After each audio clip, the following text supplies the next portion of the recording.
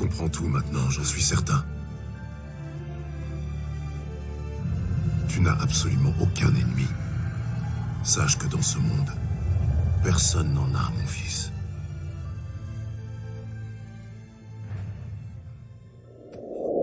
C'est probablement la phrase la plus célèbre de Vinland Saga. Des millions de personnes l'ont entendue. Certaines pensent qu'elle signifie qu'il faut juste être gentil. D'autres y voient un message pacifiste contre la guerre. Ici se disait que ce n'était pas ce que cette phrase veut vraiment dire. En réalité, Vinland Saga ne cherchait pas juste à nous apprendre à éviter la violence.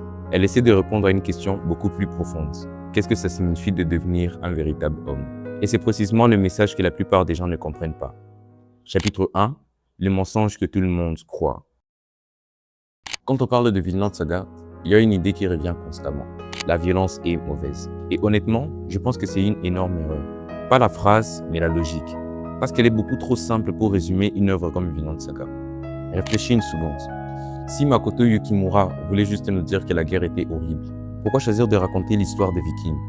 Pourquoi construire un monde où presque chaque personnage vit par l'épée? Pourquoi faire de Thor le guerrier le plus fort de tout le récit? Il aurait pu raconter une histoire sur des paysans, des marchands ou des familles. Mais il a choisi des hommes élevés dans la violence. Et ce choix n'est pas un hasard. Parce que Vinland Saga ne parle pas de la violence en général. La violence n'est qu'un décor. Le vrai sujet c'est, qu'est-ce qui pousse un être humain à vivre pour la violence? Parce que Thorfinn ne tue pas parce qu'il aime tuer. Il tue parce qu'il croit que c'est la seule façon de donner du sens à sa vie. Et ça, c'est une idée universelle. Parce que beaucoup de gens pensent que Thorfinn est prisonnier de son épée. Mais en réalité, il est prisonnier de son passé. Et c'est là que Vinland Saga cesse d'être une simple histoire de vikings. Parce que cette prison n'a rien à voir avec une épée. C'est une prison mentale.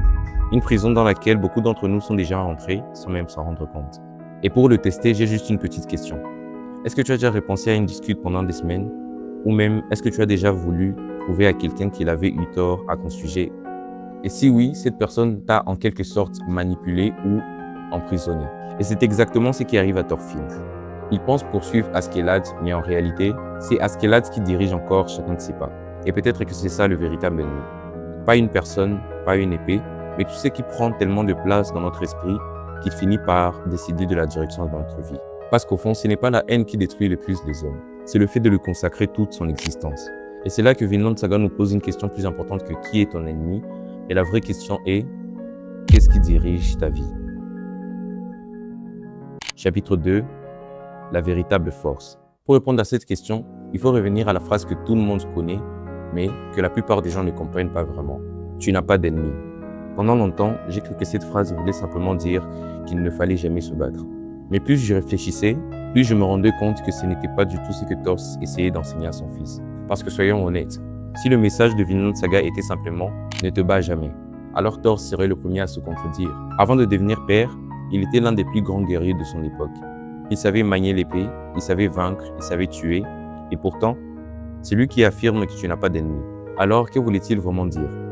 Je pense que la réponse se trouve dans toute sa manière de vivre. Thor ne rejetait pas la force.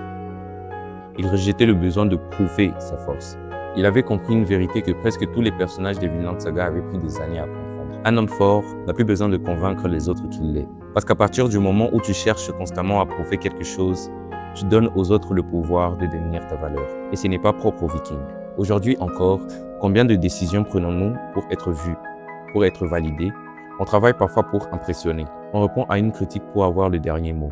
On poursuit une réussite non pas parce qu'elle nous rend heureux, mais parce qu'on espère qu'un jour, quelqu'un le remarquera. Et sans nous en rendre compte, notre vie n'est pas guidée par ce que nous voulons construire, mais par ce que nous venons prouver.